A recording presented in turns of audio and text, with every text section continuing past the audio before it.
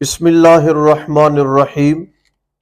نبی مکرم صلی اللہ تعالی علیہ وسلم نے ایک مرتبہ صحابہ کرام کی نشست میں فرمایا کہ اے صحابہ، لیس الشدید بالسرعہ، کہ وہ آدمی جو کسی کو نیچے گرا دیتا ہے اور کسی کا جسمانی یا مالی نقصان کر دیتا ہے، وہ پہلوان نہیں ہے، نہ ہی وہ طاقتور ہے۔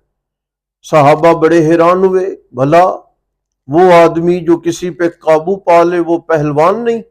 آپ نے فرمایا نہیں۔ یا رسول اللہ، پھر آپ بتائیں کہ پہلوان کون ہے؟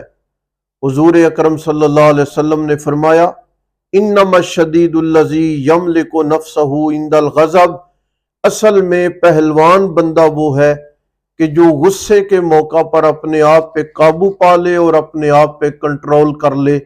ہمیں بھی اب چاہیے کہ ہم اپنے جذبات اور اپنے غصے پہ کنٹرول کریں اور رسول اللہ صلی اللہ علیہ وسلم کے فرامین کے مطابق اپنے آپ کو اصلی طاقتور اور اصلی پہلوان بنانے کی سعی اور کوشش کریں۔